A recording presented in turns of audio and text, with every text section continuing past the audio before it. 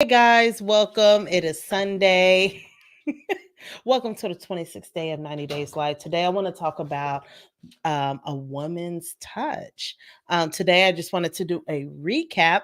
I was in Atlanta earlier, amazing conference with Coach Michelle, Home Carepreneur Conference. If you're interested in home care, starting a home care business, which is a great market because um, in this day and age, there are more seniors that are needing home care assistance. So her name is Coach Michelle. You can find her on YouTube. She has great and phenomenal wisdom and information that can help you with that. And so, that was great. So while we were out of town today at our church at Ignite Church Global, there was like a Women's Day service. And let me tell you, there were four women that preached, and there was a monologue. Everyone did phenomenal. And the women I felt were just so celebrated and did a phenomenal job. So, as I was thinking about doing today's live, I was like, okay, what could I do, right? And so I came up with a Bible verse of the woman with the issue of blood. And I'm just going to go through, read it, and then just let you guys have an amazing, amazing week. Um, so it says in Mark chapter 5, verse number 25. Hmm. Verse number verse number 24. I want to start there. So Jesus went with a guy, he was about to heal someone's daughter. And a great multitude followed him and thronged him, meaning they were pressing against him. Now, a certain woman had a flow of blood for 12 years and had suffered many things from many physicians. She had spent all she had and was no better, but rather grew worse. When she heard about Jesus, she came behind him in the crowd and touched his garment, and she said, if only I may touch his clothes, I shall be made well. Immediately the fountain of her blood had dried up, and she felt in her body that she was healed of the affliction. And Jesus, immediately knowing in himself that power had gone out of him, turned around in the crowd and said, "Who touched my clothes?" So that's why I titled it A Woman's Touch, right? Um, there's a certain type of touch and a certain type of pull that you would get from um, what you get out of people. Like whenever I think of great teachers or great mentors, great coaches, right? You've heard of the saying, like, you get out of it what you put into it, right? And she was able to put her faith into it and get out the miracle that she was needing. And so he said, "Who touched my clothes?" He said he noticed that the power had gone out of him. But his disciples said to him, "You see the multitude thronging you, and you say, 'Who touched me?'" Like, bruh, everybody's touching you. Everybody's pressing against you. Everybody is just, so what do you mean, who touched you? Like, everybody's touching you, right? And he looked around to see who had done this thing.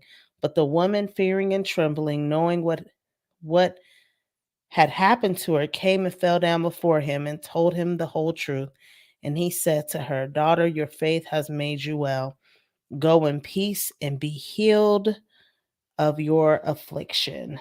So, um, I just I sit here and think, because I know that there's a lot of needs and a lot of things that we may be in prayer for, but what is God actually calling us to really um believe for and touch for and say within ourselves? One of the things that I noticed is that she changed the language within herself and the voice in herself, right? Some of the reasons why we may not see things change is because we don't change the voice within ourselves. She said within herself, "If if I may touch his clothes, I shall be made well. Some of the things that we want to happen in our lives, we have to speak and say within ourselves. And so it's really important that we have an internal dialogue that speaks faith. So if we say, okay, if I step out, if I call this person, if I give or provide or do something, if I say an encouraging word, I will be made well. Like there's a miracle on the other side of your faith. So what internal dialogue do you have to change? What doubt is kind of roaming around in your mind to tell you you're not going to be better, right? You're going to be in the same position. Um, she had an issue with the flow of blood and she was looking outside of herself. But when she said within herself, if I can touch his clothes, I will be made well. Knowing that the kingdom, the healing, the deliverance, it started within herself. That's crazy. It started within herself. A lot of people were touching him, but he knew when someone was drawing something out of him and it was her faith. And you have to know in the Bible it says that um without faith it is impossible to please God. And so we have to move in faith. So this week, think about right now, what is an internal dialogue that you need to have within yourself to say, if I do this, like if I really trust in the Lord, like I know there's healing on the other side, there's deliverance on the other side, there's salvation on the other side. If you can say within yourself, I will be made well, or this situation will be made well, right? I'm gonna be okay. That is a part of the faith process, right?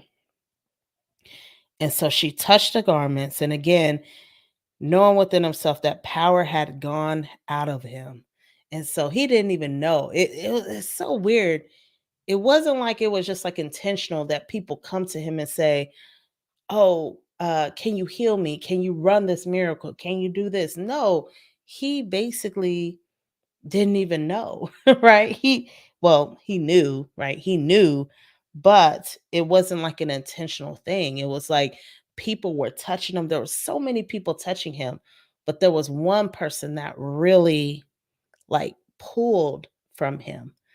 And so the thing is that she was able to get out a miracle based on her input of faith. A lot of people were touching him, but like the way to pull like from him is through faith. And so he said your faith has made you whole.